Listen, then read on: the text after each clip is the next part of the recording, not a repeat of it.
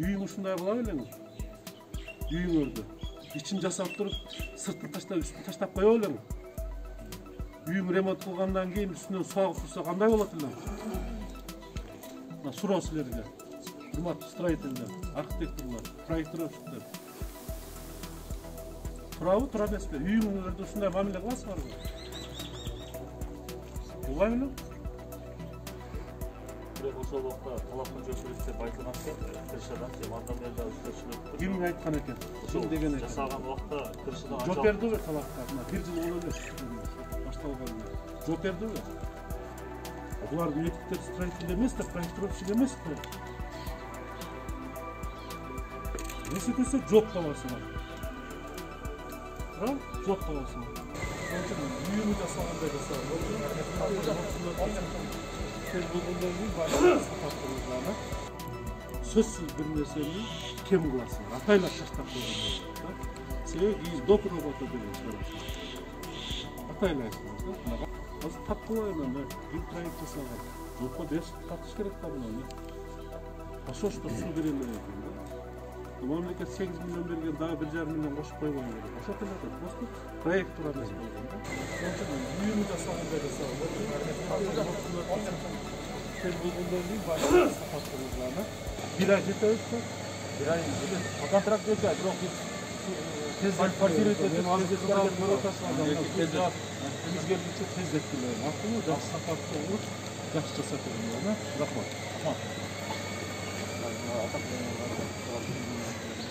Erken.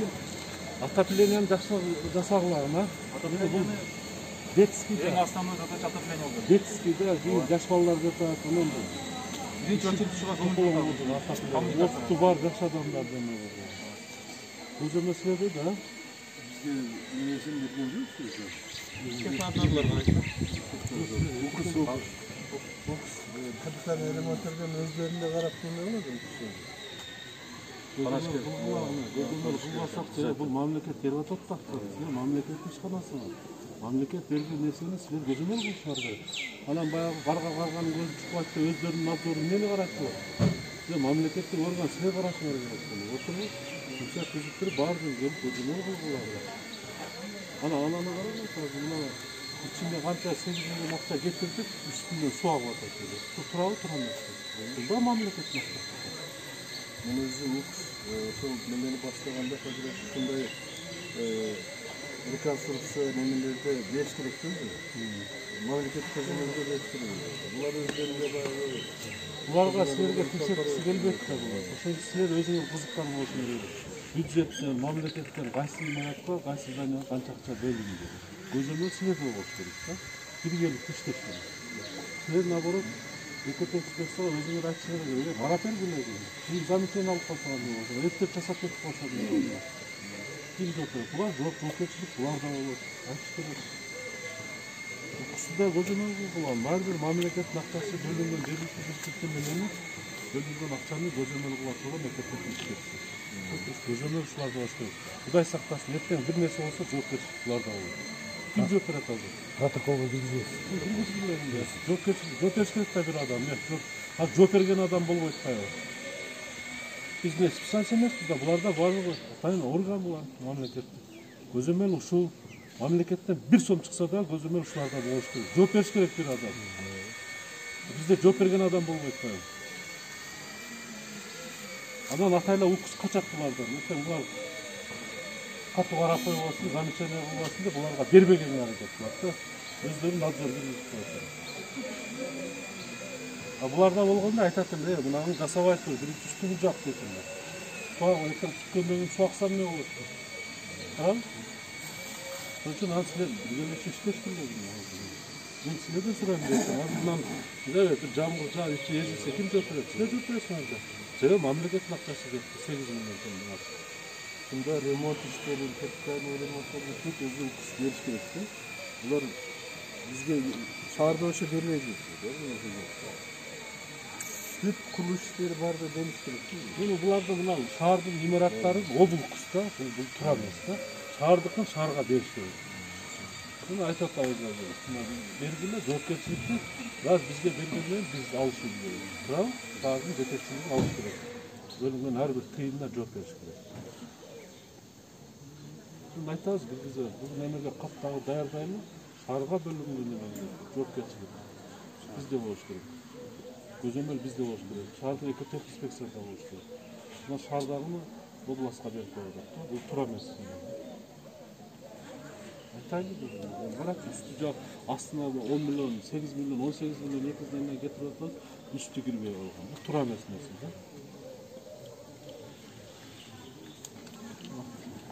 Bana ne kadar arkadaşlar var. Mamleket organı. Milletini ekotextiliste bildiri vermiyorsunuz. Kim gözünür, kim çok verecektir. Mamleket organda, mamleket baktasını taktarıyoruz. Size bir şunu yok da, sizler milletiniz de biz buna akça oldu, buna adam kampanya tenderden uçtu, bunları gözlemler alıp verdiler. Çatırı almışkan vaxtımızda beri konstruksiya. Ne güzel aytam. Любой sizlerde bu katıp boğuş gerek de.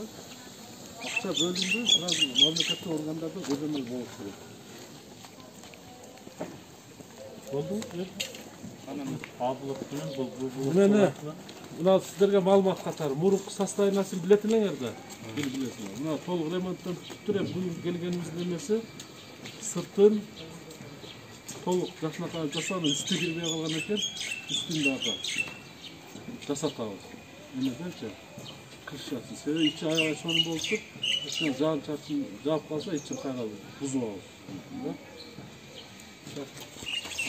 Ушул боюнча бул мурда биринчи курулганда ошо 60 жыл курулганда жана кислород менен камсыздоо боюнча 5 баллонда анан кийин бир 3 кабинетине 7 точка эле коюлган экен да. Кислород жанагы камсыздоо боюнча ошол боюнча дагы азыр мына ремонтуна кошуп туруп, ремонтуна сырткары биз кече окус менен бирге эсептеп, мисалы артыда 85, буда 95 болот. Жалпысы 180ге ошол кислороддун жана медный кабелдер менен ар бир кабинеттерге тартып, камсыздоо боюнча сметасын эсептеп бердик да.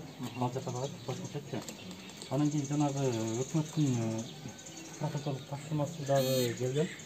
Ошон пунктунда жанагы шаардагы, анан областтын аймагындагы мамлекеттик жана муниципалдык менчиктин балансында турган объектилерди каралып чоң объектилерди больницага айландыруу боюнча, терапевтилер боюнча да тапшырма келген да. Азыр ошолор боюнча дагы жардам берип койсоңуз жакшы болот эле. Ошол муниципалдык менчик башкармагы анан баягы космостуктаны Карап, космостор бардым карап, кайерде эмне бар. ошолор боюнча койсок жакшы болот. Туура эсептеп калдыңар. Мына кислород эң биринчи ошону карагыларын баардык эмедеде палатада жеш керек. Систем анан сапаттуу болуш керек да. Ар бирин метрлеп жалпы узундугун анан кийин ошо суммасы 2 миллион 800 миңдей болду. Ошондогу туруп область менен бирге эсептеп бердик да. Ал дагы эмес болсо буларга дагы кыйла жакшы. Ошо бул жерде бардыгы кабелдери, анан баллондору, канча баллон орнотулат, ар бир баллон ошол мисалы бир немеде 5 баллон 6 станция коюп, 6 станцияга бөлүп туруп, 6 жерге жайгаштырып коюлуп кабелдер ошолор болот. Эмени карап чыккылачы, кече мына исламский колледжге алып келип коюп берди го, балдар анан бүгүн бүтөт да басын анан мындай кылышыңа керек да балдар. Анан проект түз деселечи, биз экесе, үчөсү түзөбүз да. Анан мындай мезгилде канча деген адамдар ана соолчулук иштерди кылып атат да. Анан бир мамлекеттин дагы патриоты болушуна керек да. Мисалы мына патриоттук материалын алып берип коюп берейин деш керек да. Анан эми проект деселе түзүп, мамлекеттик конок эмес да, көрүп атасыңар. Ар бир тыйым эсептелип атат да. Акылбы, ошон үчүн мындай реальный эсептегиле проект түзгөндө жакшы түзгүлө. Мен эми мындай кемиттеп сапасыз проект жасагыла дебейм, бирок мындай эсеп жакшы болуш керек да. Туура болуш керек дегенде. Мына эң негизгиси мына сапатта. Бирок мына мен ушул көп нааразымын да проект жасагандарга, проект чыктырып. Сөзсүз бир нерсени кем кыласыңар, атайлап таштап койгондой болот да. Себеби кийин доп робота деген чыгарасыңар. Атайлайсыңар да. Мына карачы эми баардыгын киргизип туруп үстүн таштап койгон бул кимге жагат деп. Эртең бир 2 күн жамгыр жааса мына ушунча мeenет текке кетпейби? Ким проект жазган? Ким түзгөн проектini? Ошол убакта больница жасаганда эми этап Больница медиктер проект жасаганы туурабы туура эмеспи? Булар заказчик болот да. Азыр тап кылайын ким проект жасаган? Жоопко беришип тартыш керек да муну. Пошошто суу бере элек экен да. Мамлекет 8 миллион берген, дагы 1,5 миллион кошуп койбой эле. Ошол эле да, просто проект туура эмес болгон да. Кытайлайт да проект туура түшүптүр. Мен айран калам ушуга жолго сала албай атабыз дагы. Бир нерсе десе, асылып атат дейсиңер. Көрө албай атат дейсиңер мисалы. А биз мына иш боюнча айтабыз да. Болуп аткан фактыны айтабыз да. Туура? Үйүң ушундай кыла белең. Үйүңөрдү ичин жасап туруп, сыртын таштап, үстүн таштап кое белең. Үйүң ремонт кылгандан кийин үстүнөн суу агып турса кандай болот эле? Мына суроо силерге. Урматтуу строительдер, архитекторлор, проектировщиктер. Турабы, тура эмеспи? Үйүңөрдү ушундай мамиле кыласыңарбы? Кылбай белем? Прям ошол убакта талапка жооп берет деп айтылган экен, крышадан же андан бери да үстөчүлөп. Ким айткан экен? Ошол деген экен. Жасаган убакта крышадан жооп бердиби талапка? Мына 1 жыл боло элек башталганына. Жооп бердиби? Сура. Ал уже эми жасаган. Азыр бираз, була. Сиз айтып атасызбы? Жаган сайын шипрди үстүнөн жылдырып атам деп атат. Ошону чыгарып Айтып атпайбы?